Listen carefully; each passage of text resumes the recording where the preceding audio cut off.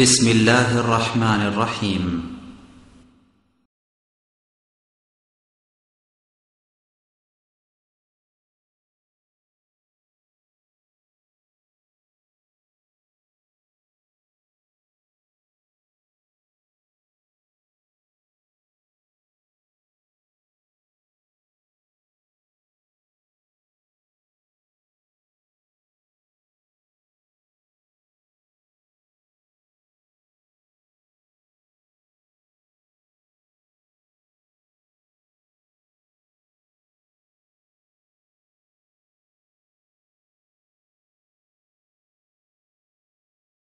আসসালামু আলাইকুম ওয়া রাহমাতুল্লাহি ওয়া বারাকাতুহু।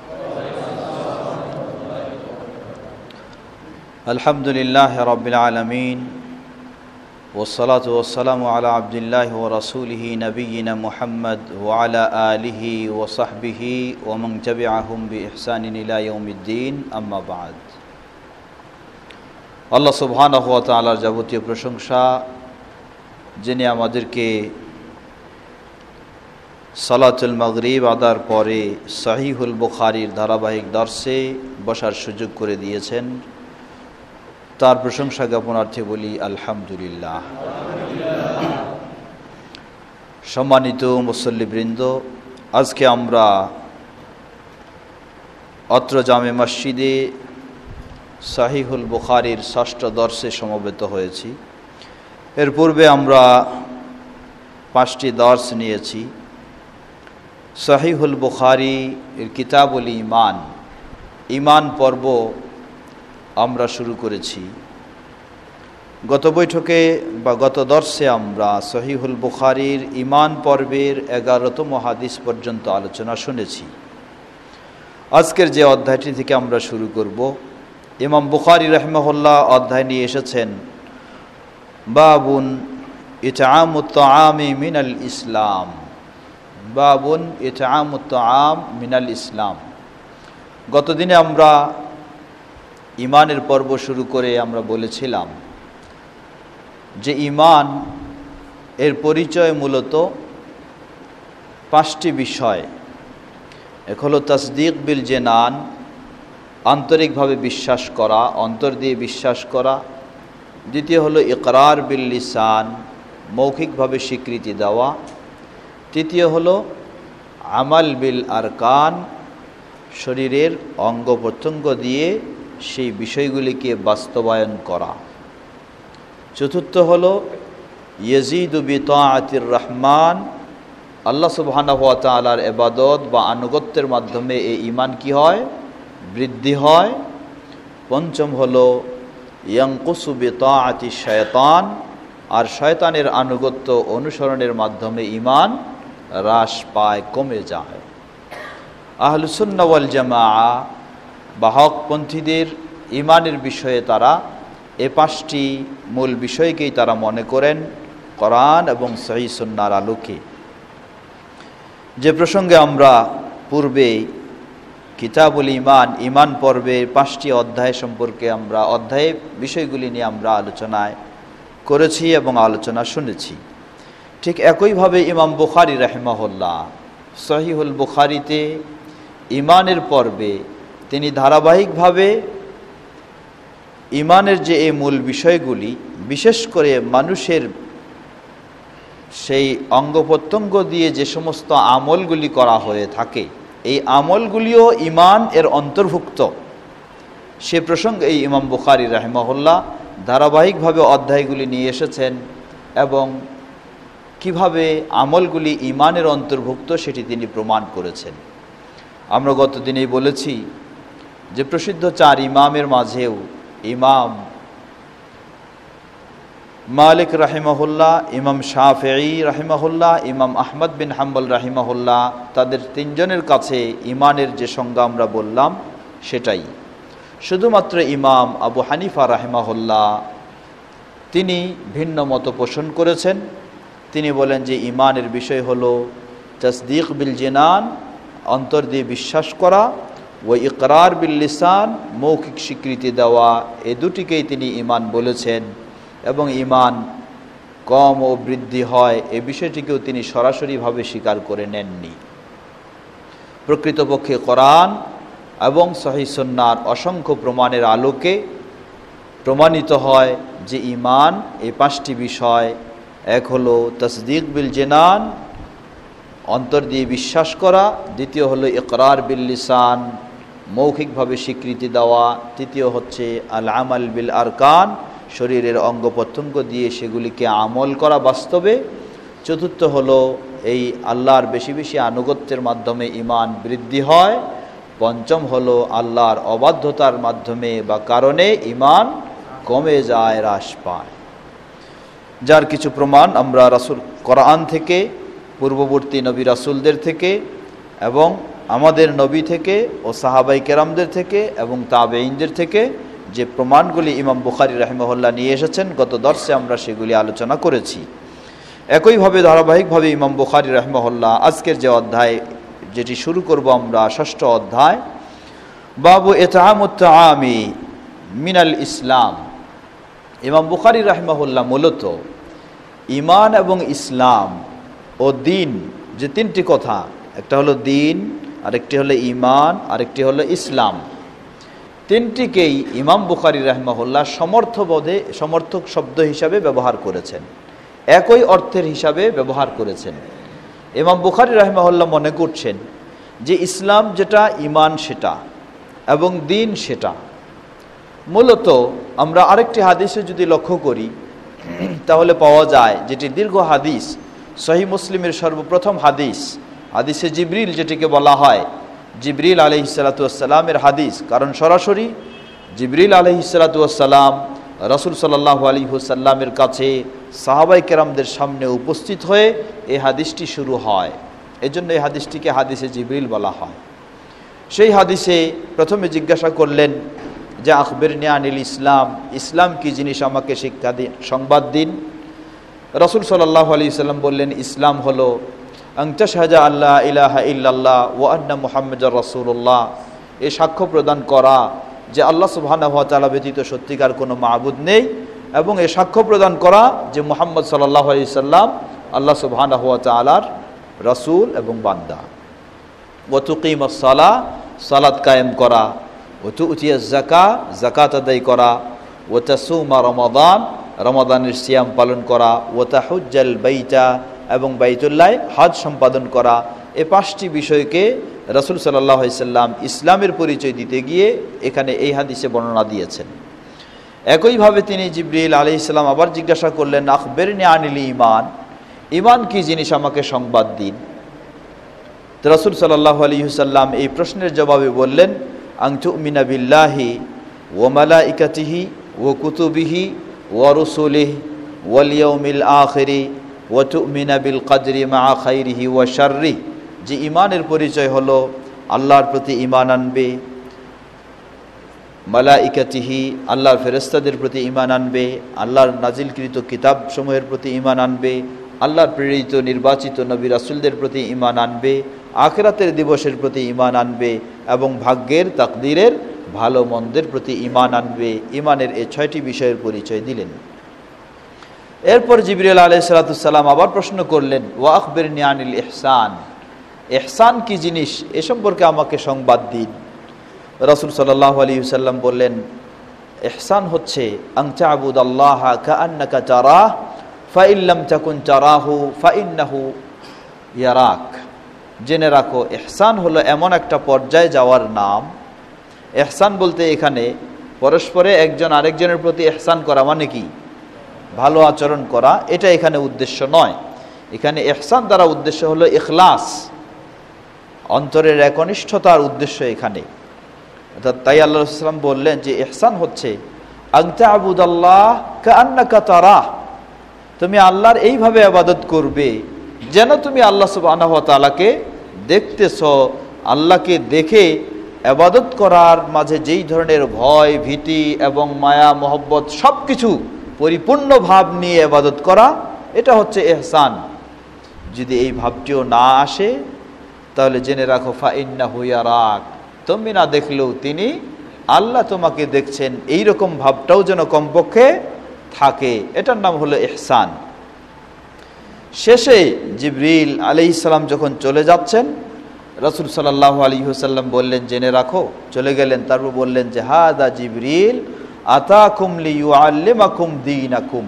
ইনি হলেন জিবরিল, তিনি এসেছিলেন তোমাদেরকে তোমাদের দ্বীন শিক্ষা দেওয়ার জন্য, তোমাদেরকে তোমাদের দ্বীন শিক্ষা দেওয়ার জন্য। তাহলে শেষে বললেন দ্বীন শিক্ষা দেওয়ার জন্য। এজন্য এই হাদিস বলে দিচ্ছে যে দ্বীন এর তিনটি স্তর, দ্বীনের স্তর হলো তিনটি। প্রথম স্তর হলো ইসলাম, তারপরের একটু হাই কোয়ালিটির স্তর হলো ঈমান, তারপরে আরো হাই কোয়ালিটির স্তর হলো ইহসান, আরো হাই কোয়ালিটির স্থান হলো ইহসান।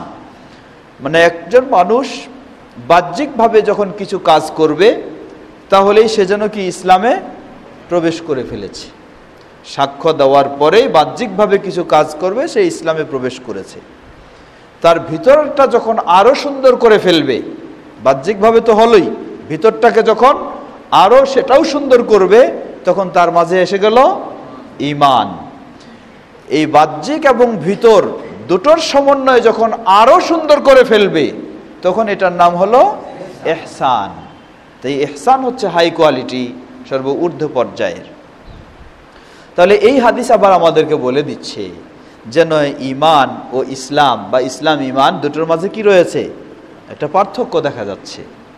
আসলে এই দুটোর মাঝে পার্থক্য, এই জন্য ইমাম ইবনে তাইমিয়া রাহিমাহুল্লাহ ঈমান ও ইসলাম দুটোর মাঝে সম্পর্ক কি এর বর্ণনা দিতে গিয়ে তিনি বলছেন, ঈমান ও ইসলাম ইযা ইজতামাআ ইখতালাফা আও ইফতারাকা ওয়া ইযা ইফতারাকা ইজতামাআ।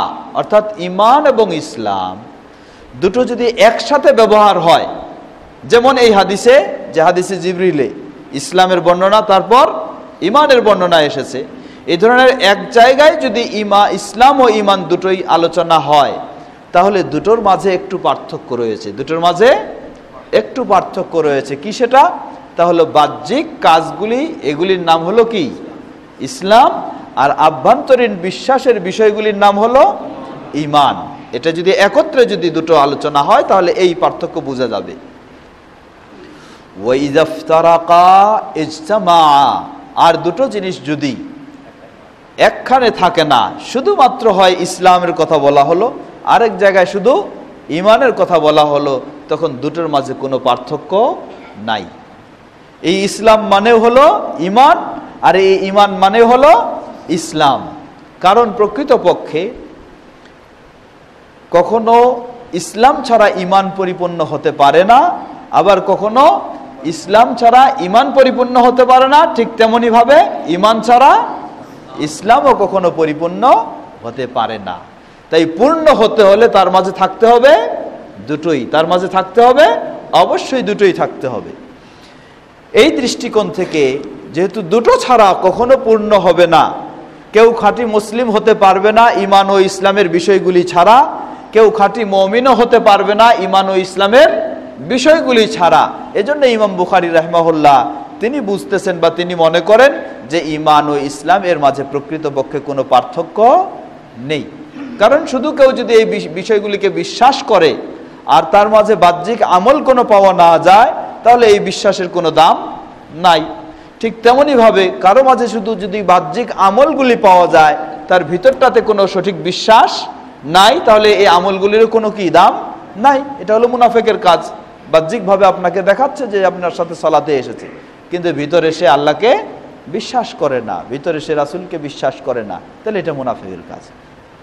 তাই ইমাম বুখারী রাহিমাহুল্লাহ তিনি বলছেন যে সুতরাং ঈমান ও ইসলাম প্রকৃতপক্ষে এই দুটোর মাঝে তেমন কোনো পার্থক্য নাই, একটা আরেকটার সাথে অঙ্গাঙ্গিভাবে জড়িত, একটা আরেকটার সাথে অঙ্গাঙ্গিভাবে জড়িত। একটাকে নিয়েই কখনো কেউ পরিপূর্ণ হতে পারবে না, অবশ্যই তার দুটি সাইডেই থাকতে হবে, তাহলে তার পক্ষে পরিপূর্ণতা অবলম্বন করা সম্ভব হবে। তাই ইমাম বুখারী রাহিমাহুল্লাহ এখানে অধ্যায় নিয়ে এসেছেন তিনি, বাবুন ইতআমুত তাআমি মিনাল ইসলাম। মিনাল ইসলাম এর দ্বারা বোঝাচ্ছেন মিনাল ঈমান, কাউকে খাদ্য খাওয়ানো, কাউকে খাদ্য খাওয়ানো, আপ্যায়ন করানো, এটাও হলো একটা ঈমান বা ইসলামের কাজ, এটাও হলো একটা ঈমান বা ইসলামের কাজ। এখানে তিনি হাদিস নিয়ে এসেছেন, যে হাদিসটি প্রসিদ্ধ সাহাবী আব্দুল্লাহ ইবনে আমর ইবনে আল-আস রাদিয়াল্লাহু তাআলা আনহুমা তিনি বর্ণনা করছেন, আন্না রাজুলান সাআলা আন-নবিয়্য সাল্লাল্লাহু আলাইহি ওয়াসাল্লাম আইয়ুল ইসলামি খায়র ক্বালা তুতঈমুত তাআমা ওয়া তাকরাউস সালামা আলা মান আরাফতা ওয়া মান লাম তা'রিফ। সাহাবী জিজ্ঞাসা করলেন, বা একজন ব্যক্তি জিজ্ঞাসা করলেন নবী সাল্লাল্লাহু আলাইহি সাল্লামকে, আইয়ুল ইসলামি খায়র, ইসলামে কোন কাজটা ভালো কাজ? রাসূল সাল্লাল্লাহু আলাইহি সাল্লাম জবাব দিলেন, তুতঈমুত তাআমা, তুমি কি করবে? খাদ্য খাওয়াবে, আপ্যায়ন করবে। এই আপ্যায়ন করবে, খাদ্য খাওয়াবে, এটাই হচ্ছে ইসলামে ভালো কাজ। এর অর্থ এই নয় যে শুধু কাকে খাওয়াবেন? দরিদ্র মানুষদেরকেই, তাই না, যে কোনো মানুষকে আপনি খাওয়াবেন, এটাই ইসলামে কি ভালো কাজ। যে কোনো মানুষকে, এখানে বলেননি আল্লাহ রাসূল সাল্লাল্লাহু আলাইহি ওয়াসাল্লাম যে দরিদ্রদেরকে শুধু খাওয়ানো। হ্যাঁ, দরিদ্রদেরকে প্রাধান্য দিয়ে খাওয়াবেন আপনি, এজন্য আরো কি পাবেন? আরো বেশি সওয়াব পাবেন, যে অসহায়কে আপনি সহযোগিতা দিলেন। কিন্তু যে কোনো মানুষকে মেহমানদারি করা, যে কোনো মানুষকে খাওয়ানো, এটাই হচ্ছে ইসলামে একটি ভালো কাজ। দ্বিতীয় ভালো কাজ কি? ওয়া তাকরাউ আসসালামা আলা মান আরাফতা ওয়া মান লাম তা'রিফ, এবং তুমি সালাম দিবে কাকে? যাকে চিনো আর যাকে না চিনো, সকলকেই তুমি সালাম দিবে। এর মানে অন্য বর্ণনায় আসছে ইফশাউস সালাম, সালামের বিস্তার ঘটানো। বা অন্য বর্ণনায় সহিহ বুখারী মুসলিমের হাদিস স্পষ্টভাবে আল্লাহ রাসূল সাল্লাল্লাহু আলাইহি ওয়াসাল্লাম বললেন কি, লা তাদখুলুল জান্নাতা হাত্তা তুমিনু, তোমরা জান্নাতে প্রবেশ করতে পারবে না যতক্ষণ না ঈমান আনো। ঈমানদার না হওয়া পর্যন্ত জান্নাতে যাওয়া সম্ভব নয়। ওয়ালা তুমিনু হাত্তা তাহাব্বু, আর ঈমানদারও হতে পারবে না যতক্ষণ না পরস্পর এক মুমিন আরেক মুমিনের মাঝে আন্তরিকতা, ভালোবাসা সৃষ্টি না হয়, ততক্ষণ পর্যন্ত ঈমানদার হতে পারবে না। দেখুন কত গুরুত্বপূর্ণ কথা বললেন আল্লাহ রাসূল সাল্লাল্লাহু আলাইহি ওয়াসাল্লাম। ঈমানদার হওয়া সম্ভব নয় আরেক মুমিনের প্রতি যদি ভালোবাসা না থাকে। কিন্তু আজকে মুমিন মুসলিম সমাজে আমরা কোন পর্যায়ে পৌঁছে গেছি বলার অপেক্ষা রাখে না। আজকে যেন আমরা মুমিনরাই, মুসলিমরাই একে অপরের সাথে কিভাবে ভালোবাসা নষ্ট করা যায়, কিভাবে আমাদের সম্পর্ক এর দূরত্ব সৃষ্টি করা যায়, এই প্রতিযোগিতা যেন আমাদের মুসলিমদের মাঝে। অথচ ঈমানের বিষয় হলো আল্লাহ রাসূল সাল্লাল্লাহু আলাইহি ওয়াসাল্লাম বলছেন, তোমরা ঈমানদার হতে পারবে না হাত্তা তাহাব্বু, যতক্ষণ না পরস্পরে একে অপরকে ভালোবাসো। আজকে আফসোসের সাথে বলতে হয়, এই মুসলিম সমাজ, বিশেষ করে যুব শ্রেণী, তারা আজকে ইসলামের ভালোবাসা হারিয়ে ফেলে অমুসলিমদের সেই পাশ্চাত্যের ভালোবাসা গ্রহণ করে আজকে অসভ্যের মতো জীবনযাপন করার দিকেই তারা আজকে ছুটে চলেছে। আজকে উন্নত শিক্ষার নাম দিয়ে, শিক্ষিত নাম দিয়ে, সেই আধুনিক পরিবেশ সমাজের নাম দিয়ে, সভ্যতার নাম দিয়ে তারা ইসলামী ভালোবাসাকে হারিয়ে ফেলে আজকে সেই পাশ্চাত্যের সে অমানসিক, অমানবিক বা অসভ্য সেই ভালোবাসা, সেই নোংরা আচার আচরণ, সেদিকেই যেন আমাদের যুব সমাজ ধাবিত হচ্ছে। এটি বড়ই দুঃখের বিষয়। এর মূল কারণ হচ্ছে আজকে আমরা আমাদের যুব সমাজ তাদেরকে ইসলামের আলোকে, ঈমানের আলোকে আমরা গড়ে তুলতে পারছি না। তাদের মাঝে ঈমান হারিয়ে যাচ্ছে, ক্রমশ তাদের মাঝে ঈমান দুর্বল হয়ে যাচ্ছে, যার ফলে তারা ঈমানি ভালোবাসা তাদের মাঝে নেই। তাদের মাঝে ভালোবাসা এসে গেছে সেই পাশ্চাত্যের অসভ্য, সেই নোংরা ভালোবাসা। আল্লাহ সুবহানাহু ওয়া তাআলা আমাদের যুব সমাজকে ইসলামের দিকে ধাবিত হওয়ার তৌফিক দান করুন এবং সেই পাশ্চাত্যের অসভ্য আচরণগুলি থেকে তাদেরকে হেফাজত করুন। আল্লাহ রাসূল সাল্লাল্লাহু আলাইহি ওয়াসাল্লাম বললেন, তোমরা মুমিনও হতে পারবে না যতক্ষণ না তোমরা পরস্পরে একে অপরে ভালোবাসতে পারো। পরস্পরের মাঝে ভালোবাসা, আন্তরিকতা বৃদ্ধির মাধ্যম কি? আবার তিনি বললেন, আমি কি তোমাদেরকে বলে দিব না এমন একটি কাজের কথা, এই কাজটি করলে তোমরা পরস্পরে আন্তরিকতা, ভালোবাসা বৃদ্ধি হবে। সাহাবায়ে কেরামগণ বললেন, হ্যাঁ বলে দিন। বললেন, সেটি হচ্ছে আফসুস সালামা ফীমা বাইনাকুম, তোমরা তোমাদের মাঝে পরস্পরের সালাম এর প্রচার প্রসার, সালাম এর চর্চা বিস্তার করো, সালাম এর চর্চা বিস্তার ঘটাও, পরস্পরে সালাম দাও। সুতরাং আল্লাহ রাসূল সাল্লাল্লাহু আলাইহি ওয়াসাল্লাম বললেন যে ইসলামে ভালো কাজ হচ্ছে আপনি সালাম দিবেন কাকে? শুধু পরিচিত মানুষদেরকে বাছাই বাছাই করে যাকেই চিনেন তাকেই সালাম দিবেন, আর যাকে চিনেন না তাকে না, এমনটি ইসলামের নিয়ম নয়। তবে এখানে একটি বিষয় লক্ষণীয়, বিষয়টি হলো আল্লাহ রসুল সাল্লাল্লাহু আলাইহি ওয়াসাল্লাম বললেন, তুমি সালাম দিবে যাকে চিনো আর যাকে চিনো না সকলকেই। এখন প্রশ্ন হলো, অচিনা বলতে কি উদ্দেশ্য? অচিনা বলতে এই উদ্দেশ্য নয় যে হিন্দু না মুসলিম এটা চিনো কিনা তবু তুমি সালাম দাও, ইহুদি না খ্রিস্টান চিনো কিনা না চিনো সে তবু তুমি সালাম দাও, এই উদ্দেশ্য নয়। অবশ্যই আপনাকে আগে চিনতে হবে ইনি মুসলিম কি না। এই মুসলিম ব্যক্তি হতে পারে আপনার এলাকার মানুষ, হতে পারে আপনার আত্মীয় স্বজন হিসাবে, নাও হতে পারে, অপরিচিত কোনো মুসলিমও হতে পারে, সেটা হচ্ছে চিনা বা না চিনা, কিন্তু অবশ্যই তাকে কি হতে হবে? মুসলিম হতে হবে। অমুসলিমকে আপনি সালাম দিবেন এটি ইসলামের নির্দেশ দেওয়া হয়নি, বরং আল্লাহ রাসূল সাল্লাল্লাহু আলাইহি ওয়াসাল্লাম বলছেন, ওয়ালা তাবজাউ আল ইয়াহুদা ওয়ান নাসারা বিসসালাম, ইহুদ এবং খ্রিস্টানদেরকে তোমরা সালাম দিয়ে শুরু করো না, তারা আগে কিছু দিলে তারপর তোমরা কি বলবা সেটা পরের বিষয়, কিন্তু তোমরাই প্রথমে তাদেরকে সালাম দিয়ে শ্রদ্ধা জানাবা, তা কখনো নয়। সম্মানিত সুধীবৃন্দ, সুতরাং আল্লাহ রাসূল সাল্লাল্লাহু আলাইহি ওয়াসাল্লাম বললেন যে চিনো যাকে আর যাকে চিনো না সকলকেই তোমরা সালাম দিবে, সালামের বিস্তার ঘটাবে। এর মানে অবশ্যই চিনতে হবে আমাকে, কমপক্ষে যেন তিনি মুসলিম হন, সেই হিসেবে আমরা সালাম দেব। সালামের বিষয়টি নিয়ে দীর্ঘ আলোচনা দিকে যাচ্ছি না, যেহেতু সেটি আমাদের প্রসঙ্গ নয়।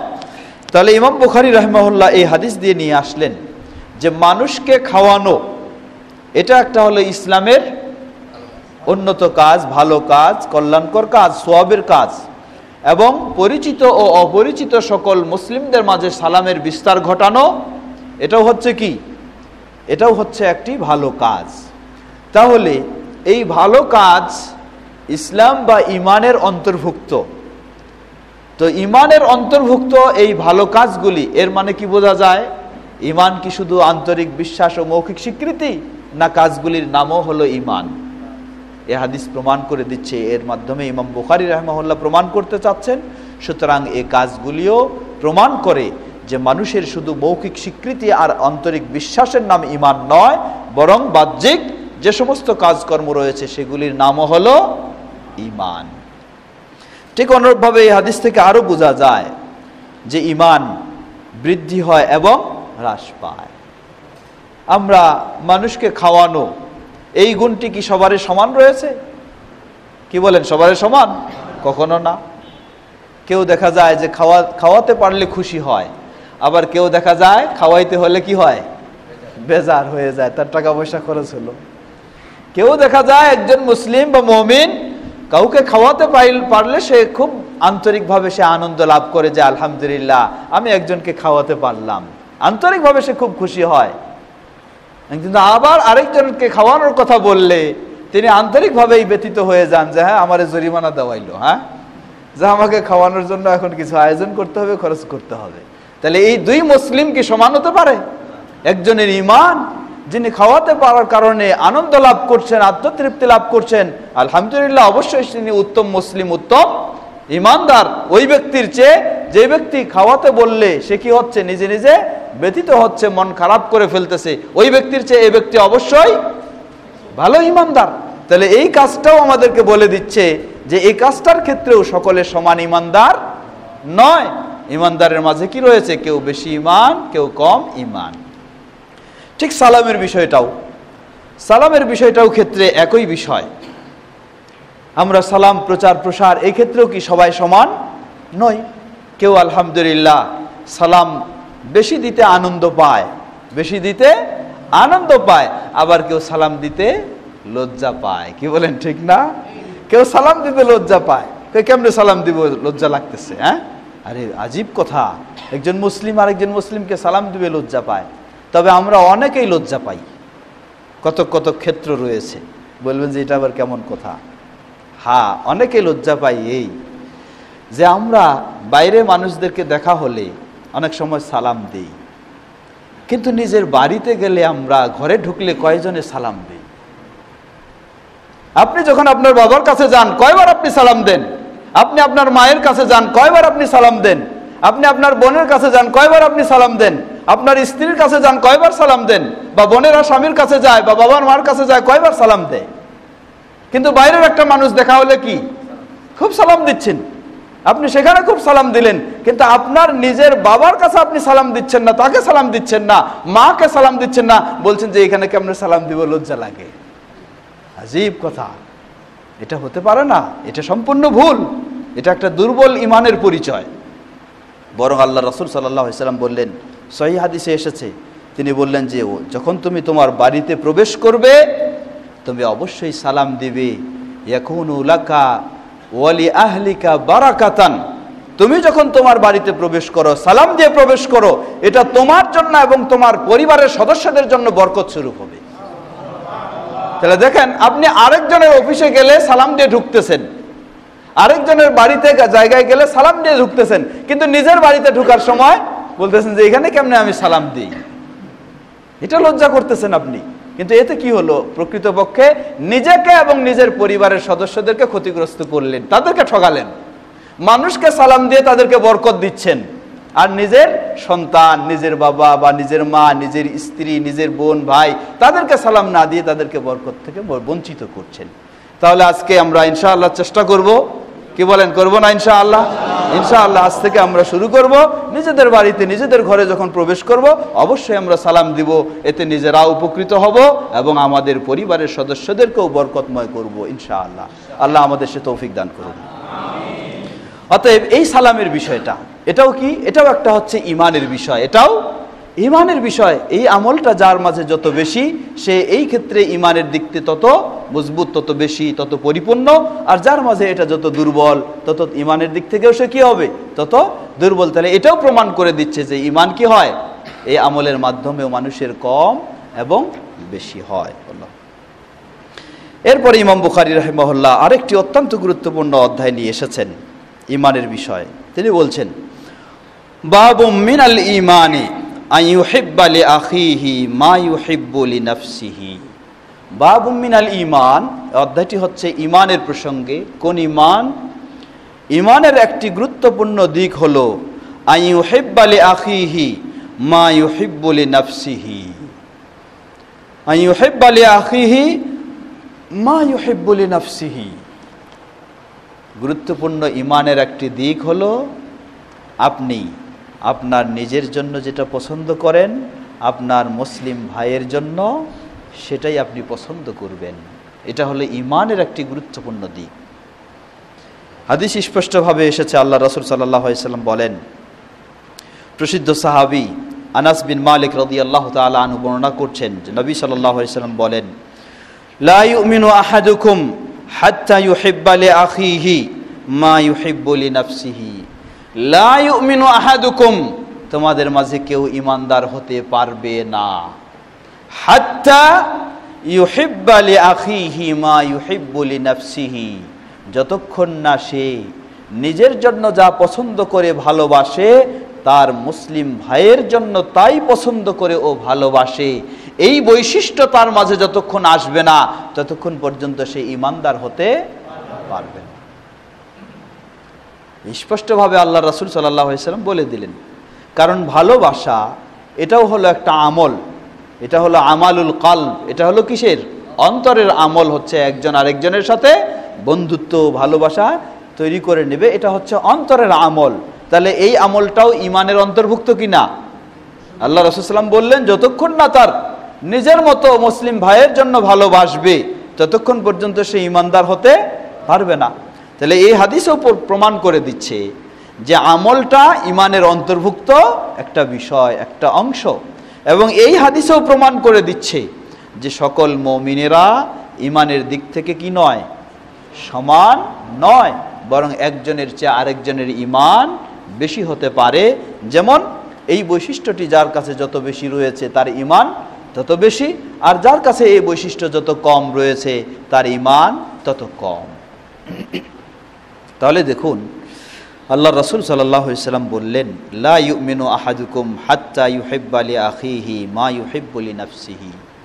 তোমাদের মাঝে কেউ ঈমানদার হতে পারবে না যতক্ষণ না সে নিজের জন্য যা ভালোবাসে তার একজন মুসলিম ভাইয়ের জন্য তাই ভালোবাসে। আজকে আমরা আমাদের সামাজিকভাবে বলেন, অর্থনৈতিকভাবে বলেন, আরও বহু দিক দিয়ে বলেন, আমরা কোন পর্যায়ে রয়েছি এই হাদিসের আলোকে ঈমান আমাদের কত নিচে নেমে এসেছে বলার অপেক্ষা রাখে না। অর্থনৈতিক ক্ষেত্রে টাকা পয়সা লেনদেন বা লাভ লোকসানের ক্ষেত্রে অন্য দূরের কথা, আজকে আমরা এতটুকু নিচে নেমে এসেছি, সাধারণ মুসলিম মুমিন বাদ দেন, নিজের ভাইরাও যে তারা কি হবে আমার চেয়ে বেশি একটু লাভবান হবে, অনেকজন এটাও আমরা চাই না। কি বলেন, ঠিক না? অন্যজন দূরের কথা, নিজের ভাই একই বাবা মায়ের সন্তান, সে আমার চেয়ে একটু বেশি লাভবান হবে, এটাও আমি সহ্য করতে পারি না, এটাও আমি চাই না। আর আমি নিজের জন্য চাচ্ছি তাদের চেয়ে কি করব, আমি বেশি লাভবান হব। তাহলে আপনি নিজের জন্য এটা চাইলেন, আর আপনার অন্য মুসলিম বাদ দেন, নিজের বাবা মায়ের সন্তান সহোদর ভাই সেও মুসলিম, এই সহোদর ভাই এবং মুসলিম, তার জন্য আপনি চাচ্ছেন না সে আপনার মতো লাভবান হোক, আপনার মতো অর্থনৈতিক ক্ষেত্রে একটু এগিয়ে যাক, এটা আপনি চাচ্ছেন না। তাহলে আপনার ঈমান কোন পর্যায়ে? আপনার ঈমান কোন পর্যায়ে? আসলে দেখুন, ইসলাম, আল্লাহু আকবার, ইসলামের বিষয়গুলি এমন, পারস্পরিক, ব্যক্তির সাথে ব্যক্তি, পারিবারিক, পরিবারের সাথে পরিবার, সামাজিক, সমাজের সকলের সদস্য, সকল সদস্যদের মাঝে, এইভাবে একটি দেশ, এইভাবে একটি বিশ্ব এমনভাবে গড়ে উঠবে। আল্লাহ রাসূল সাল্লাল্লাহু আলাইহি ওয়াসাল্লাম মুমিনদের দৃষ্টান্ত দিতে গিয়ে কি বললেন? আল মুমিনুনা ফি তাওয়াদ্দিহিম ওয়া তারাহুমিহিম কাল বুনিয়ান ইয়াশুদ্দু বা'দুহু বা'দা। মুমিনদের, গোটা বিশ্ব পর্যায়ের মুমিনদের দৃষ্টান্ত হলো কাল বুনিয়ান, এই একটা বিল্ডিং, এই বিল্ডিং যেমন একটা ইট এর সাথে আরেকটা ইট কি হয়, জড়িত হয়ে একটা বিল্ডিং তৈরি হয়ে গেছে, ঠিক মুমিনদের অবস্থা হলো সেই। এটা শুধু পরিবার নয়, এটা শুধু একটা বসতি নয়, একটা এলাকা নয়, একটা সমাজ নয়, এমনকি একটা দেশও নয়, বরং কি গোটা বিশ্ব মুমিনদের সম্পর্ক হবে এই। এক মুমিন আরেক মুমিনের সাথে এমনইভাবে অঙ্গাঙ্গিভাবে জড়িত হয়ে যাবে, মনে হয় যেন তাকে ভিন্ন ভাবার কোনো সুযোগ নেই। কিন্তু আজকে আমাদেরকে ভাষাগত দিক দিয়ে বিভক্ত করা হয়েছে, ভৌগোলিকভাবে বিভক্ত করা হয়েছে, আরও আরও আরও দলীয়ভাবে বিভক্ত করা হয়েছে। কত ধরনের বিভক্ত আজকে মুসলিম সমাজকে বিক্ষিপ্ত ও বিচ্ছিন্ন ও বিভক্ত করে দিয়ে দুর্বল করে দিয়েছে। তাদের মাঝে হানাহানি, কাটাকাটি, মারামারি, এমন একটি পরিবেশ তৈরি হয়ে গেছে। সুতরাং যে পর্যায়ে থাকুক না কেন, আপনি যদি সত্যি মুমিন হন, তাহলে সব সময় আপনাকে আন্তরিকভাবেও কমপক্ষে অন্যান্য মুমিনদেরকে অবশ্যই কি করতে হবে, ভালোবাসতে হবে। আর একজনের সাথে সম্পর্ক হবে আপনার ভাষাগত পরের বিষয়, ভৌগোলিক পরের বিষয়, অর্থনৈতিক পরের বিষয়। প্রথম বিষয় হবে ঈমান। প্রথম বিষয় ঈমান। যার মাঝে ঈমান রয়েছে, ভাষার যদিও মিল না হয়েও থাকে, তবু তিনি আমার বন্ধু। ভৌগোলিক যদিও মিল নাও হয়ে থাকে, তিনি এক দেশের আমি এক দেশের, তবু তিনিই হলেন আমার কাছের বন্ধু। বর্ণেরও যদি মিল নাও হয়ে থাকে, গোত্রেরও মিল নাও হয়ে থাকে, তবু তিনি হলেন আমার কাছের বন্ধু। এটা হচ্ছে ঈমানি সম্পর্ক। বরং আল্লাহ রাসূল সাল্লাল্লাহু আলাইহি সাল্লাম অন্য আরেক হাদিসেও স্পষ্ট বললেন যে মুমিনদের অবস্থাটা হলো এই, একটা মানুষের এই যে বডি, এই বডির কোনো একটা অঙ্গ যদি আহত হয়, ক্ষত হয়ে যায় কোনো একটা অঙ্গে, তাহলে এর ব্যথাটা ছড়াবে কোথায়? এই অঙ্গেই সীমাবদ্ধ থাকবে না। এই ব্যথার কারণে হয়তো গোটা বডিও জ্বরে আক্রান্ত হয়ে যাবে, গোটা বডি সেখানে কষ্ট পাবে, কষ্ট অনুভব করবে। ঠিক মুসলিমদের অবস্থাটা হচ্ছে এই রকম। এক মুসলিম কোথাও ব্যথিত হলে গোটা বিশ্বের সর্বত্র মুসলিমেই ব্যথিত হবে, এটাই হলো মুসলিমদের নিয়ম। সুতরাং এই হাদিস আমাদেরকে বলে দিচ্ছে যে একজন আরেকজন মুসলিম, এক মুসলিম আরেক মুসলিম ভাইয়ের জন্য সেটাই পছন্দ করবে, সেটাই ভালোবাসবে, সেটাই কামনা করবে যেটা সে তার নিজের জন্য পছন্দ করে, ভালোবাসে, কামনা করে। এটা হলো সাধারণভাবেই। নিজের ভাই যদি হয়, নিজের আত্মীয় স্বজন যদি হয় তাহলে তো আরও বেশি অধিকার রাখে। তাহলে দেখুন, ইসলাম একটা সমাজকে শান্তিপ্রিয় করার জন্য, একটা সমাজকে শান্তিপূর্ণ করার জন্য কিভাবে ইসলামের বিধানটা দেখুন। এক সমাজে আপনি বসবাস করছেন, এখানে আরো 10 জন মুমিন বসবাস করে। এই মুমিনেরা হতে পারে কেউ একজন রিক্সা চালক, এই মুমিন হতে পারে কেউ একজন দিনমজুর, আর আপনি হতে পারেন একজন শিল্পপতি। আপনার মাঝে যদি ঈমান থাকে, আপনি বলবেন যে এ দিনমজুর একজন, এ রিক্সা চালক একজন, আমি তাকে কিভাবে ভালোবাসতে পারি, তার প্রতি কিভাবে আমার আন্তরিকতা হতে পারে।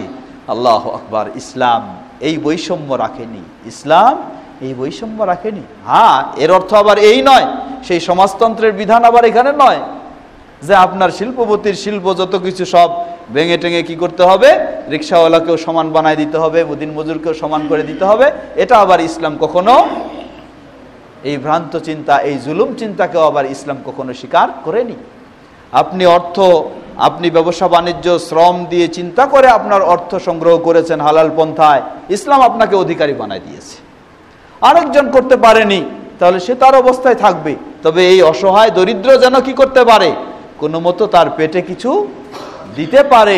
এজন্য আপনার উপর আবার ইসলাম ফরজ করে দিয়েছে, আপনি জাকাত দেওয়ার সমপরিমাণ বা সেই পরিমাণ অর্থের মালিক হলে আপনাকে কিছু অংশ বের করে তারা যেন না খেয়ে না থাকে, সেটা আপনাকে ব্যবস্থা নিতে হবে। কিন্তু মুমিন হিসাবে আপনি কখনো তাদেরকে হেয় করতে পারবেন না। যার জ্বলন্ত প্রমাণ হলো, দেখুন ইসলাম কিভাবে সমাজকে সুন্দর করেছে। আপনি একজন বড়, যত বড়ই ব্যক্তি হন, যত বড় পদের মানুষ হন, আরেকজন সেই নিম্ন শ্রেণীর মানুষ, যেদিন মজুর, মুয়াজ্জিন যখন সালাতের আজান দিবে, হাইয়া আলাস সালাহ হাইয়া আলাল ফালাহ, এই দিন মজুর যদি এসে এখানে প্রথম কাতারে পার্শ্বে দাঁড়িয়ে যায়, আপনি যত বড়ই হন না কেন, আপনাকে ইসলাম অধিকার দেয়নি যে আপনি পরে এসে তাকে এখান থেকে দূরে সরাই দিবেন। অধিকার দিয়েছে ইসলাম? না, ইসলামী অধিকার দেয়নি। আল্লাহু আকবার। কি ইসলাম মানবতা কাকে বলে, এই মানবতার মূল্যায়ন কিভাবে ইসলাম করেছে। সুতরাং পৃথিবীর বুকে আমরা বলতে পারি সবচেয়ে মানবতার মূল্যায়ন যে করেছে সেটাই হচ্ছে ইসলাম। পৃথিবীর বুকে সবচেয়ে মানবতার মূল্যায়ন যেটা করেছে সেটাই হচ্ছে ইসলাম। ইসলাম মানেই হলো শ্রেষ্ঠ মানবতা, ইসলাম মানেই হচ্ছে শ্রেষ্ঠ মানবতা। এর চেয়ে আর কিছু পৃথিবীতে হতে পারে না বা নেই।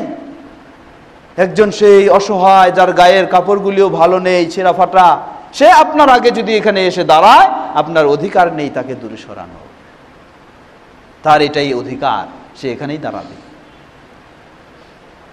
ঠিক একইভাবে আপনি যখন কাতারে কাতারে দাঁড়াবেন, আপনার পার্শ্বে আরেকজন দাঁড়ালে,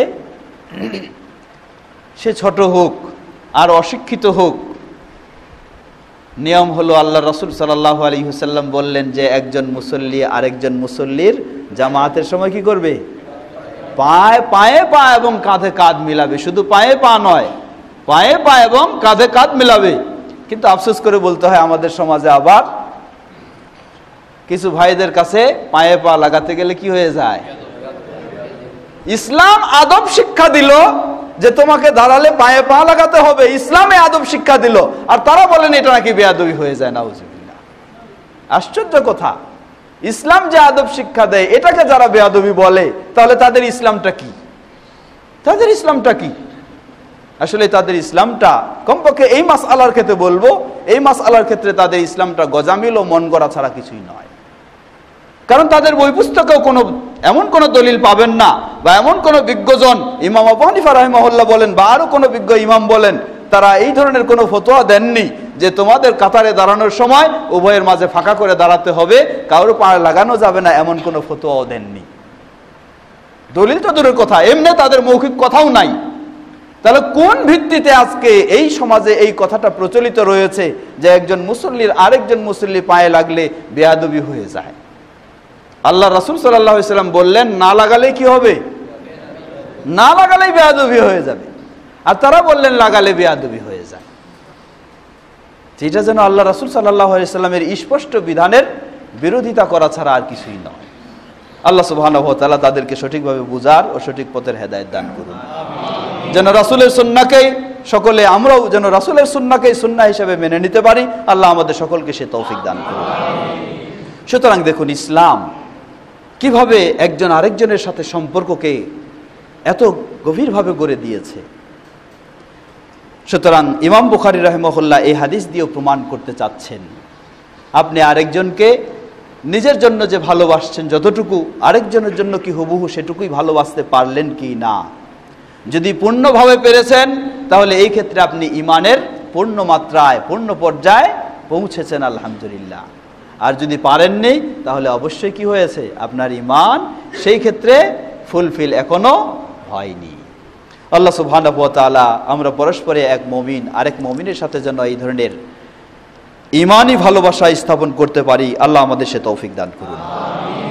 পর্দার আড়ালে যে মা বোনেরা রয়েছেন, আপনাদেরকে স্মরণ করে দিচ্ছি একই বিষয়, বরং পুরুষদের চেয়ে মা বোনদের মাঝে আবার এই দূরত্বের বিষয়টি অনেক সময় বেশিও পাওয়া যায়।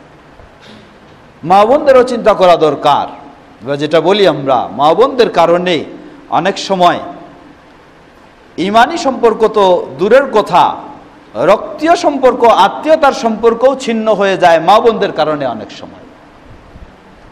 কারণ আপনার স্ত্রী, ধরে নেন আপনার স্ত্রী, তিনি এমন, তিনি তার বাবা ভাই বোন যদি এসে থাকে তাদের জন্য যত রকমের মেহমানদারি, যত রকমের কিছু যত বেশিভাবে করতে হবে, এজন্য আপনাকে চাপ সৃষ্টি করছে।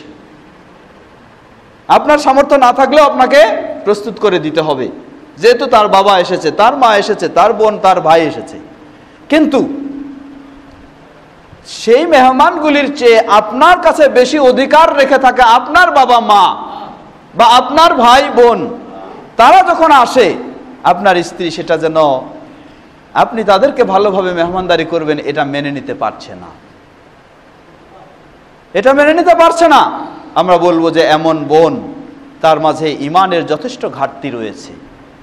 যদি তার মাঝে ইমান সঠিক থাকতো তাহলে তিনি নিজের বাবা মাকে যেমনইভাবে শ্রদ্ধা, সম্মান ও আপ্যায়নের জন্য আপনাকে বলছেন, ঠিক তেমনইভাবে আপনার বাবা মাকে প্রয়োজনে তাকে আরো বেশি বলার কথা দরকার ছিল, যেহেতু এটাই ইসলামের বিধান। কিন্তু অনেক বোনের কারণে, অনেক বোন এই বিষয়টাকে মেনে নিতে না পারার কারণে অনেক ভাইয়েরা কি করেছেন, বাবা মার সাথে সম্পর্ক ছিন্ন পর্যন্ত করে ফেলেছেন, যেটি কখনো কোনো ভাইয়ের জন্য কি নয়, কোনো ছেলের জন্য কখনো কাম্য নয়, শুধু নয়, কখনো বৈধ নয়, কখনো হালাল নয়। কোনো ছেলে তার স্ত্রীকে মেনে নিতে গিয়ে, তাকে ঠিক রাখতে গিয়ে বাবা মাকে ছিন্ন করে ফেলবে, এটি কোনো ছেলের জন্য হালাল নয় কখনো। প্রয়োজনে স্ত্রী দূরে যেতে পারে, বাবা মা কখনো সন্তান থেকে দূরে যেতে পারে না, কখনো এটা হালাল নয়। তাই আমাদের বোনদেরকে আমরা এই বিষয়ে সতর্ক করব যে আপনাকে একটু মনে রাখতে হবে, আপনি আরেকজনের প্রতি হতে পারে অনেক সময় কারোর প্রতি আন্তরিকতা কম বেশি থাকতে পারে, কিন্তু আপনাকে মনে রাখতে হবে ইসলামের নির্দেশনা। আপনি যদি ইমান ঠিক রাখতে চান, আপনি যদি জান্নাতে যেতে চান, আপনি যদি জাহান্নাম থেকে বাঁচতে চান, তাহলে আপনাকে এই ইমানের বিষয়টি ঠিক রাখতে হবে। এজন্য দেখুন, স্পষ্ট সহিহ হাদিসে এসেছে, আল্লাহ রাসূল সাল্লাল্লাহু আলাইহি ওয়াসাল্লাম বললেন যে একজন মেয়ে, আল্লাহ রাসূল সাল্লামকে একজন জিজ্ঞাসা করা হলো, হে আল্লাহ রাসূল সাল্লাল্লাহু আলাইহি ওয়াসাল্লাম, একজন মেয়ে মানুষ দিন রাত্রি যখন এসে সুযোগ পায়, হাদিসটি সহিহ, যখন এসে সুযোগ পায়, ফরজ ইবাদত তো আছেই, সে নফল ইবাদত নিয়েও ব্যস্ত থাকে, সময়টাকে কাজে লাগায়, কিন্তু সে প্রতিবেশীর সাথে ভালো আচরণ করে না। রাসূল সাল্লাল্লাহু আলাইহি ওয়াসাল্লাম বললেন সে জাহান্নামে যাবে। আবার আরেকজনের কথা বললেন যে আল্লাহ রাসূল সাল্লাল্লাহু আলাইহি ওয়াসাল্লাম, একজন মেয়ে মানুষ, সে ফরজগুলি সঠিকভাবে পালন করে কিন্তু বেশি নফল ইবাদত করতে পারে না, কিন্তু প্রতিবেশীর সাথে খুব ভালো আচরণ করে। রাসূল সাল্লাল্লাহু আলাইহি ওয়াসাল্লাম বললেন দাখালাতিন জান্নাহ, সে জান্নাতে প্রবেশ করবে। অতএব বোনদেরকে আমরা স্মরণ করব। বোনদের কারণে অনেক সময় খালি বাবা মার সাথে সম্পর্ক নষ্ট হয় না, বরং প্রতিবেশীর সাথেও সম্পর্ক নষ্ট হয়ে যায়। কারণ মহিলাদের মাঝে এক মহিলা আরেক মহিলাকে যখন মেনে নিতে পারে না, তার স্বামীকে তখন কি করে, বাধ্য করে যে ওদের সাথে আর কোনো সম্পর্ক রাখা যাবে না, এই সম্পর্ক নষ্ট হয়ে যায়। অতএব হে বোন, আপনি যদি আল্লাহকে ভয় করেন, আল্লাহকে বিশ্বাস করেন, জান্নাত পেতে চান, তাহলে রাসূল সাল্লাল্লাহু আলাইহি ওয়াসাল্লাম স্পষ্ট ঘোষণা দিয়ে দিলেন, আপনার যদি রাত দিন 24 ঘন্টা নফল ইবাদত ফরজের পরেও সেটা নিয়েও ব্যস্ত থাকেন, আর আত্মীয়তার সম্পর্ক যদি আপনার কারণে ছিন্ন করতে হয়, প্রতিবেশীদের সাথে যদি আপনার দুর্ব্যবহারমূলক আচরণ হয়, তাহলে জান্নাত কিন্তু সহজে নয়। আল্লাহ সুবহানাহু ওয়া তাআলা শুধু বোনদেরকেই নয়, আমাদেরকেও সকলেই যেন আমরা ইসলামের আলোকে যাদের সাথে যেভাবে সম্পর্ক রাখতে হয়, ইমানের আলোকে আমরা যেন সেভাবে রেখে আমাদের ইমানকে আরো সুন্দর করে নিতে পারি, আমাদের সম্পর্ককে আরো সুন্দর করে নিতে পারি। আল্লাহ আমাদের সকলকে সে তৌফিক দান করুন। অতএব ইমাম বুখারী রাহিমাহুল্লাহ এই হাদিস দিয়ে তিনি বোঝাতে চাচ্ছেন, এই হাদিস দিয়ে ইমাম বুখারী রাহিমাহুল্লাহ বোঝাতে চাচ্ছেন যে অতএব ঈমান শুধু মৌখিক স্বীকৃতি আর আন্তরিক বিশ্বাসের নাম নয়, বরং ঈমান ইসলামের যেগুলি কাজ সেগুলিরও নাম কি? ঈমান। অনুরূপভাবে ঈমান সকলের কখনো সমান নয়, ঈমান কারো কম কারো বেশি, আবার ব্যক্তির ঈমানও কখনো কম হয় কখনো বেশি হয়। আল্লাহ আমাদের সকলের ঈমানকে বেশি করে দিন। এরপরে অধ্যায় নিয়ে এসেছেন ইমাম বুখারী রাহিমাহুল্লাহ, বাবুন হুব্বুর রাসূলি সাল্লাল্লাহু আলাইহি ওয়াসাল্লাম মিনাল ঈমান। ঈমানের আরেকটি বড় গুরুত্বপূর্ণ দিক, একজন মুসলিমকে শুধু ভালোবাসা নয়, বরং রাসূল সাল্লাল্লাহু আলাইহি ওয়াসাল্লামকেও ভালোবাসাটা হলো ঈমানের একটা বড় দিক, একটা গুরুত্বপূর্ণ দিক।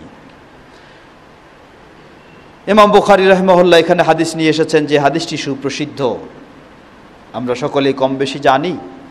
এই হাদিসটি বর্ণনা করেছেন প্রসিদ্ধ সাহাবী আবু হুরায়রা রাদিয়াল্লাহু আনহু এবং প্রসিদ্ধ সাহাবী আনাস রাদিয়াল্লাহু আনহু।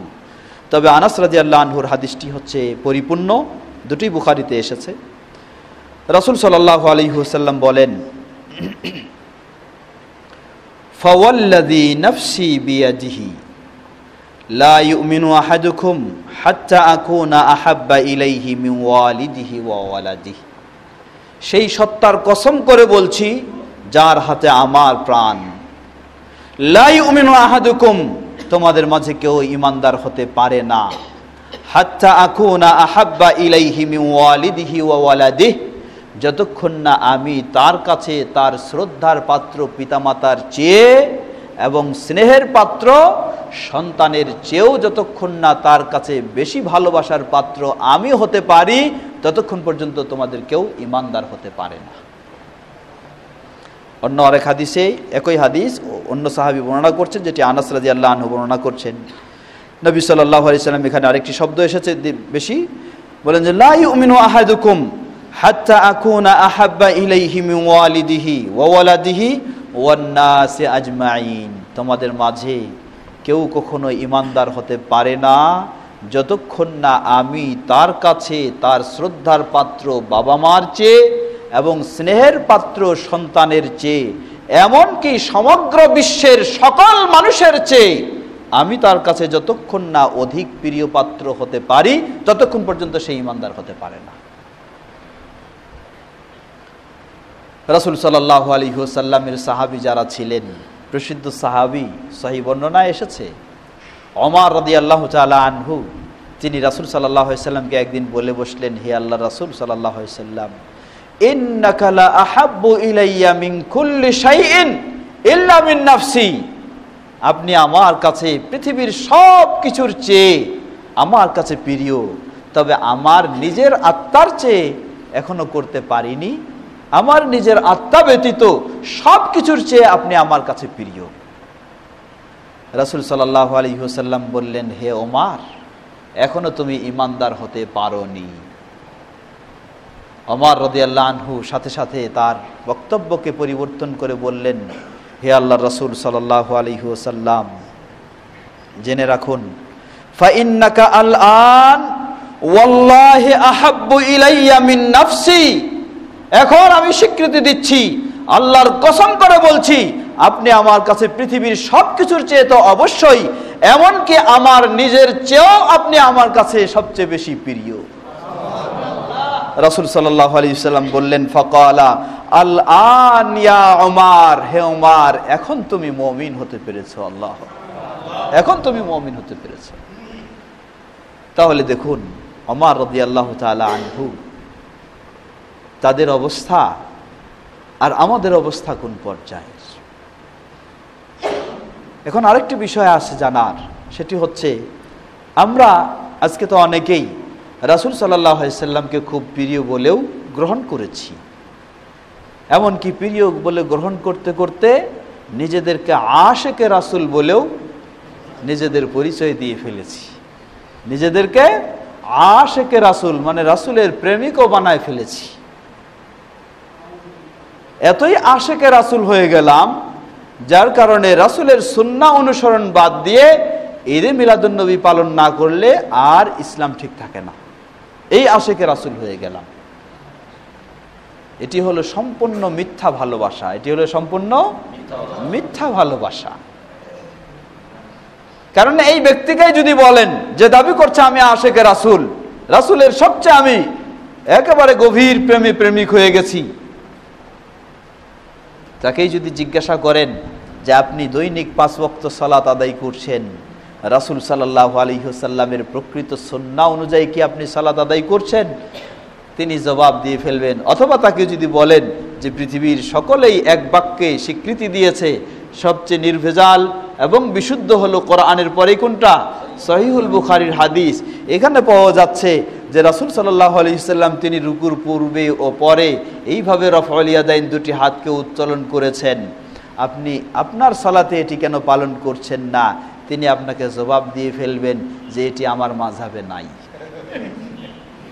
অথবা জবাব দিয়ে ফেলবেন আমাদের পীর সাহেবের তরিকায় নাই। আল্লাহু আকবার।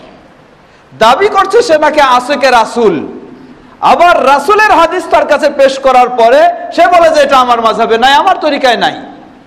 তাহলে এটি মিথ্যুক আশেকে রাসূল ছাড়া আর কিছুই নয়। মিথ্যুক, 100% মিথ্যুক। কারণ যে সবসময় দাবি করবে যে আমি সবচেয়ে রাসূলকে ভালোবাসি, তাহলে রাসূল সাল্লাল্লাহু আলাইহি সাল্লামের যে কোনো বিষয় তার কাছে পৌঁছার সাথে সাথে সব কিছুকে ছুঁড়ে বেড়ে সে রাসূল সাল্লাল্লাহু আলাইহি সাল্লামের বিষয়টাকে গ্রহণ করে নেবে। এটাই হলো রাসূল সাল্লাল্লাহু আলাইহি সাল্লামকে সবচেয়ে ভালোবাসার পরিচয়, প্রমাণ।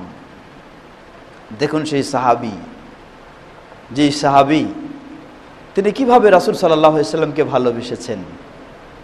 একজন মহিলা সাহাবী, সেই উহুদের যুদ্ধের কথা, যেখানে মহিলা সাহাবী তিনি, ইতিহাসের কথা এটি, যেটি বিশ্বস্ত যারা নির্ভরযোগ্য ইতিহাস সিরা রচনা করেছেন তারাও নিয়ে এসেছেন, যে সেই মহিলা সাহাবী যখন একটা গুজব ছড়ে গেল যে উহুদের যুদ্ধে রাসূল সাল্লাল্লাহু আলাইহি সাল্লামকে হত্যা করা হয়েছে, শয়তান এই যখন গুজব ছড়ালো, গুজব ছড়ালে সেই মহিলা তিনি ছুটে বের হলেন, ছুটে চললেন যে কোথায় রাসূল সাল্লাল্লাহু আলাইহি ওয়াসাল্লাম, তাকে হত্যা করা হয়েছে, জীবনের শেষবার হলেও আমি একবার দেখব।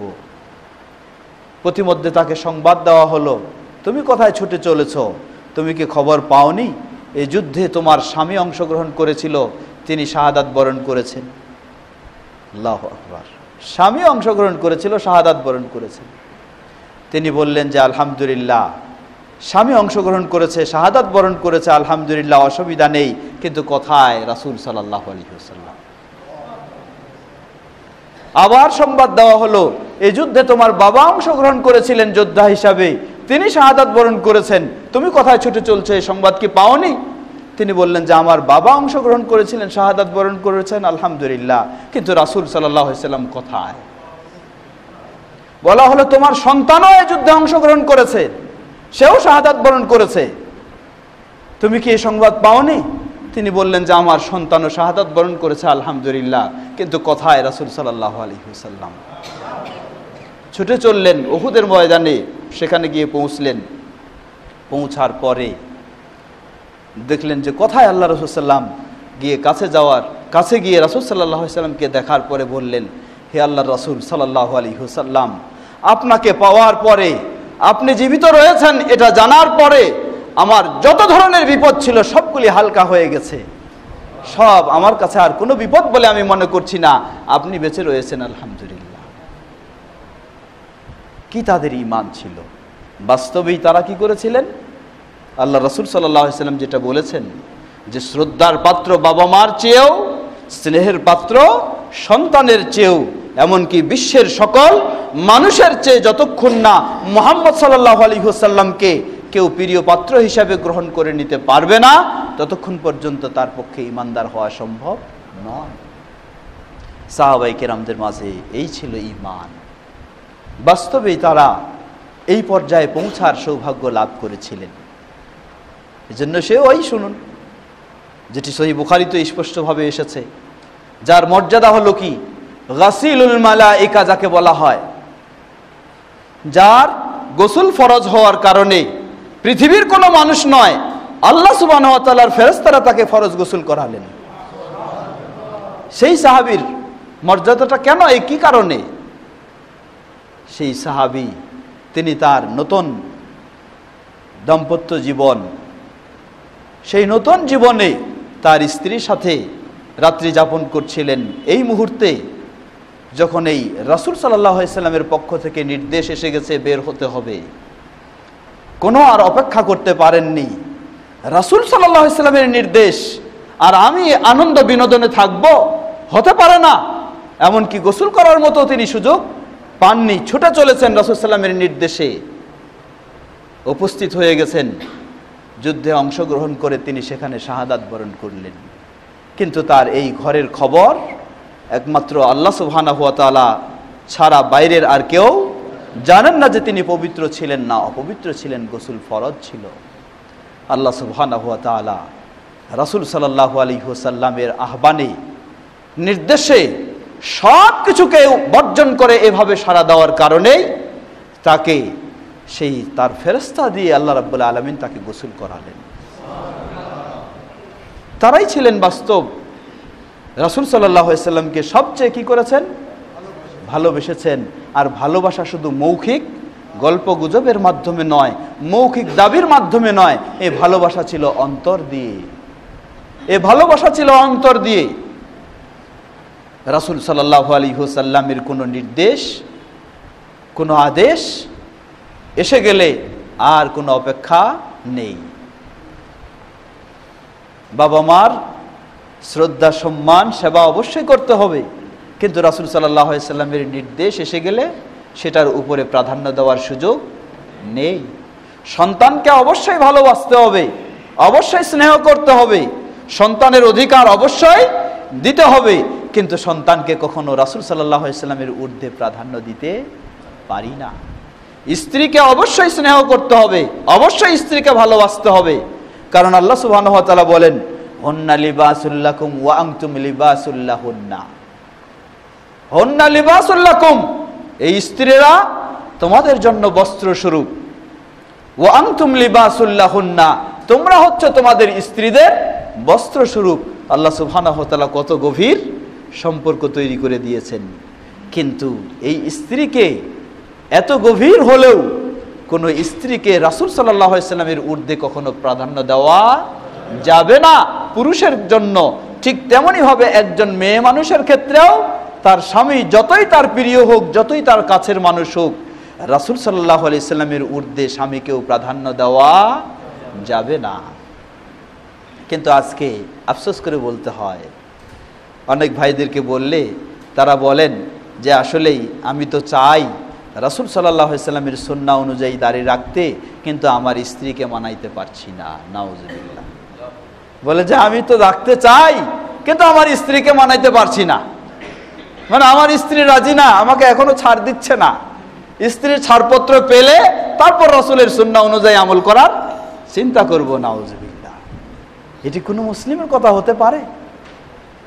বা কোনো মেয়ের, কোনো স্ত্রীর এই ধরনের দাবি হতে পারে যে রাসূল সাল্লাল্লাহু আলাইহি সাল্লামের সুন্নাহ বর্জন করবে তার সন্তুষ্টিপূর্ণ না হওয়ার কারণে?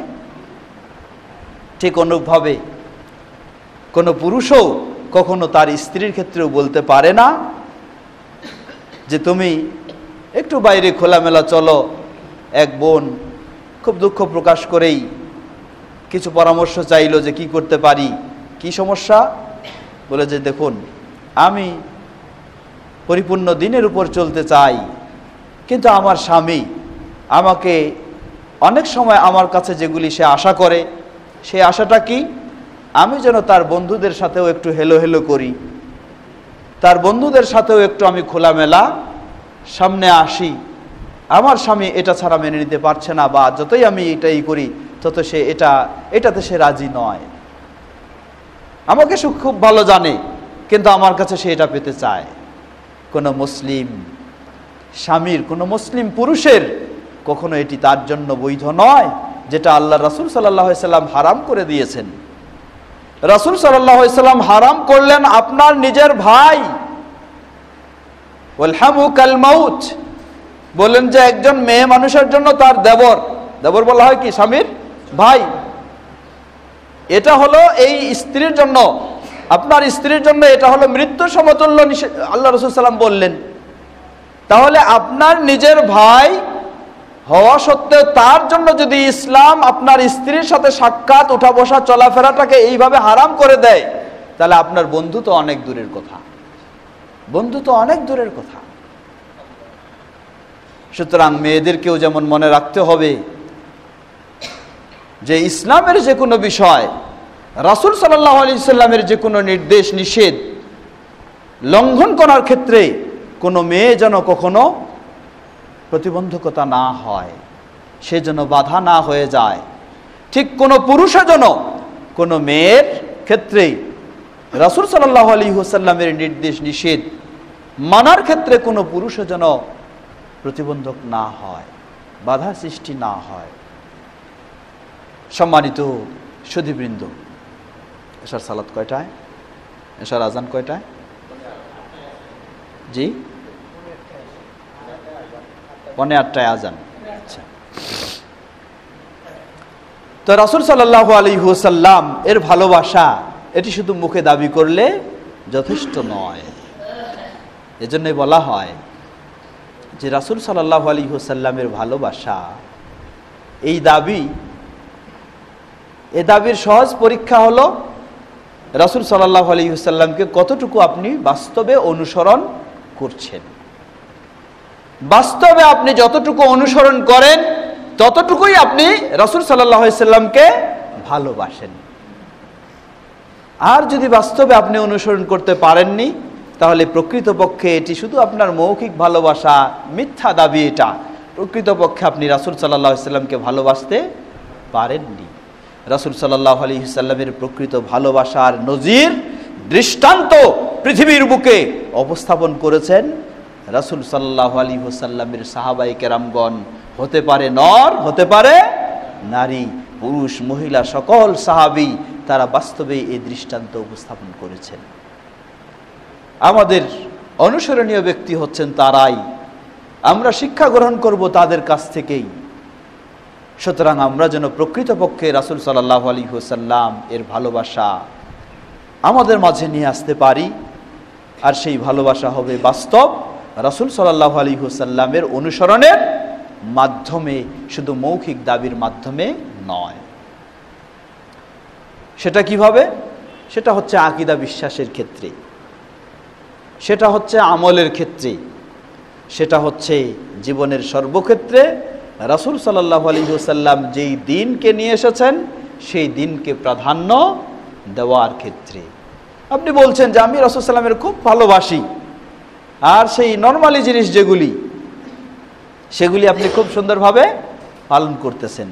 ওই যে বলে সমাজে, কি বলে যে খাওয়ার পরে মিষ্টি খাওয়া নাকি কি সুন্নত, তাই আপনি খুব আনন্দ সহকারে খাওয়ার পরে মিষ্টি খাইতেছেন। কিন্তু রাসূল সাল্লাল্লাহু আলাইহি ওয়াসাল্লাম কঠিনভাবে নিষেধ করেছেন, বাম হাত দিয়ে কখনো খাওয়া যাবে না, পান করা যাবে না। সেখানে আবার আপনার কোনো খোঁজ খবর নাই। প্রয়োজনে আপনি ডান হাত দিয়েও খাচ্ছেন, প্রয়োজনে অপ্রয়োজনে, কারণ প্রয়োজনে তো বাম হাত দিয়ে ব্যবহার করা যাবে যদি ডান হাত অচল হয়ে যায়, তাহলে অপ্রয়োজনে যখন এটা সুন্দর আছে আপনি বাম হাতও নিয়ে চালাচ্ছেন। আর আপনি দাবি করলেন যে রাসূলের সুন্নাহকে ভালোবাসেন, তাই মিষ্টি খাওয়ার পরে আপনি মিষ্টি খুঁজতেছেন যে সুন্নাহ পালন করার জন্য। হ্যাঁ, তো এই সমস্ত বিষয়, এটাই হলো আসলে বাস্তব ঈমানের পরিচয়, যে প্রকৃতপক্ষে রাসূল সাল্লাল্লাহু আলাইহি ওয়াসাল্লামকে কতটুকু আমি ভালোবাসি। আপনি রাসূলের সুন্নাহ মানার জন্য কি করতেছেন? হয়তো ফরজ সালাতের আগে পিছে অনেকগুলি সুন্নত পড়ার চেষ্টা করতেছেন, ফরজ সালাতের আগে পিছে অনেকগুলি করার চেষ্টা করছেন, কিন্তু ফরজ সালাতটাই রাসূল সাল্লাল্লাহু আলাইহি ওয়াসাল্লাম কিভাবে রুকু করেছেন, কিভাবে সেজদা করেছেন, দাঁড়ানোর সময় তার কি সুন্নাহ, উঠার সময় কি তার সুন্নাহ, রুকুর সময় তার কি সুন্নাহ, সেজদার সময় তার কি সুন্নাহ, বসার সময় কি সুন্নাহ, সেগুলি আপনি কোনো ভ্রুক্ষেপ করছেন না। তাহলে এই আপনার সুন্নাহর ভালোবাসা কোথায়? আপনি যদি সত্যিই রাসূলের সুন্নাহকে ভালোবাসেন, তাহলে যেটা আপনার ফরজ ইবাদত, সব নফলের আগে আপনি ফরজটার মাঝে কি করবেন? সুন্নাহগুলিকে ঠিক করে নেবেন।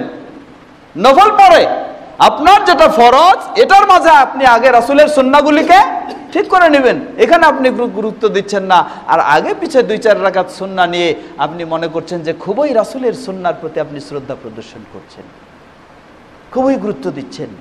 না, এটি প্রকৃতপক্ষে গুরুত্ব নয়। এটা তখন হবে গুরুত্ব প্রকৃতপক্ষে যখন আপনি ফরজের মাঝে বা সালাতের ভিতরে উঠা বসা রুকু সেজদা এগুলিতে রাসূল সাল্লাল্লাহু আলাইহি সাল্লাম থেকে সহিভাবে প্রমাণিত যে সুন্নাহগুলি সঠিকভাবে যখন আপনি পালন করবেন, এরপর নফলগুলির ক্ষেত্রে যখন করবেন, তখন আপনি আরও উত্তম হবেন, এতে কোনো সন্দেহ নেই। আর ফরজটার ক্ষেত্রেই যেগুলি গুরুত্বপূর্ণ, এইগুলিকে আপনি বাদ দিয়ে যদি বাইরের গুলি নিয়ে আপনি ব্যস্ত হয়ে যান, তাহলে প্রকৃতপক্ষে আপনি রাসূল সাল্লাল্লাহু আলাইহি ওয়াসাল্লামের সুন্নাহকে গুরুত্ব দেননি। যেমন এই ব্যক্তিরা করে থাকেন। আল্লাহ রাসূল সাল্লাল্লাহু আলাইহি ওয়াসাল্লাম বৎসরে ঈদ দিলেন কয়টা? মুসলিম উম্মার জন্য বাৎসরিক ঈদ হলো ঈদুল আযহা এবং ঈদুল ফিতর। আর আজকে তারা রাসূলের ভালোবাসার নাম দিয়ে স্লোগান শুরু করলেন কি, সকল ঈদের সেরা ঈদ ঈদে মিলাদুন নবী। নাউজুবিল্লাহ। রাসূল সাল্লাল্লাহু আলাইহি ওয়াসাল্লাম যে ঈদ দিয়ে গেছেন, এগুলি আর এখন সেরা নয়। এখন সেরা হলো তারা যেগুলি তৈরি করেছে, এগুলি সেরা। এটাই রাসূলের ভালোবাসা? সম্পূর্ণ মিথ্যা ভালোবাসা।